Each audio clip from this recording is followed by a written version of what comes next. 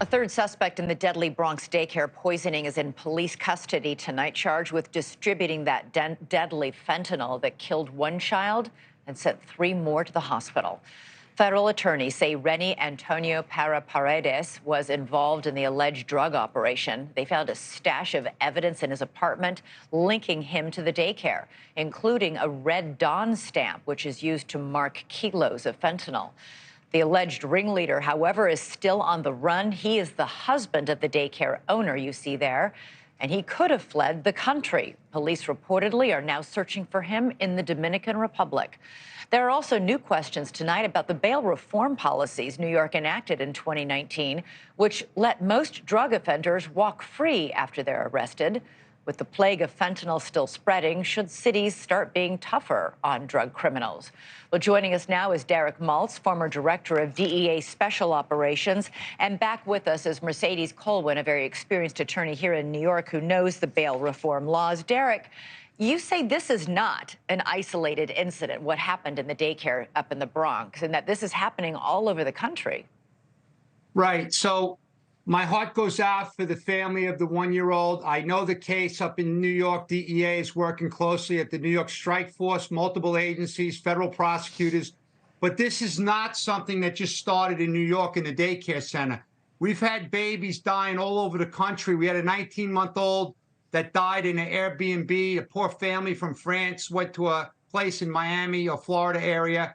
Baby died. We had an 8-month-old little Jareem that died in Dearborn Heights, Michigan, with a trusted babysitter.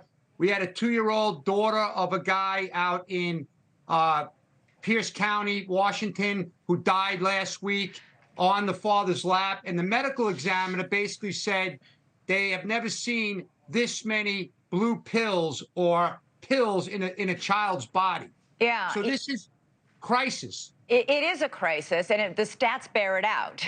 Opioids are the leading cause of child poisonings in the United States. More than 1,500 kids died of fentanyl overdoses in 2021, and 100 of them were under the age of 4. And part of the issue here, Derek, is that just a tiny, tiny amount is deadly. Right. It only takes 2 milligrams to kill.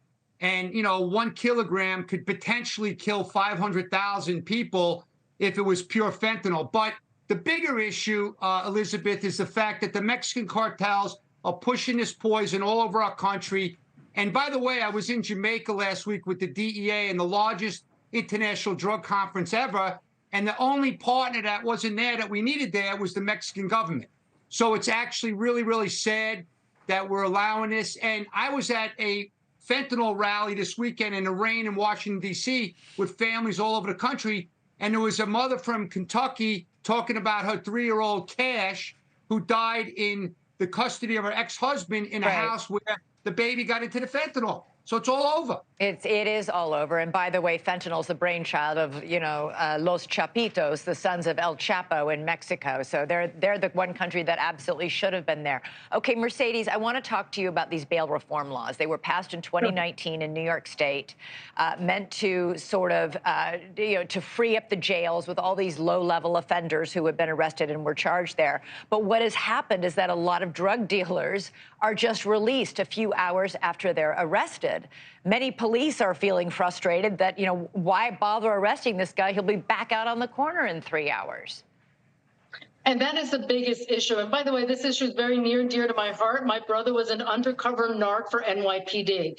So it is absolutely clear that there is an epidemic crisis. And at the heart of it is what you said, that we need to revisit the bail reform laws. Yes, there is this sort of revolving door. Yes, there's a lot of frustration by all law enforcement that are involved in these types of arrests. And there's a lot of frustration by prosecutors. At the end of the day, the legislators have to go back to the books and say, okay, we can't just characterize this as nonviolence. We can't characterize this as, yes, there was lots of a well-intentioned law at the crux of it. It was also lessening the population in prisons, but it was also helping those lower socioeconomic individuals that couldn't provide bail and then be released during the pendency of those allegations. So they would lose everything, their jobs, their homes, their families, all of that. Having set that all aside, There has to be greater discretion for judges when they have cases like this. How incredibly tragic. This baby that was a year old, the other babies that have been identified during this segment, it's an absolute horror. But if you have the discretion that the judges have and say, yes, this might be a drug allegation, and maybe under the law I am required to release it, but there are extenuating circumstances. There's the death of a child. There's random violence. There's other issues. That's the only way that bail reform can really make a difference. But you've got to get back to the books. It has to be interpreted differently. Yeah. Right now is the revolving door. Thanks so much for watching. Go to joinnn.com to find NewsNation on your television provider. And don't forget to click the red subscribe button below to get more of NewsNation's fact-driven, unbiased coverage.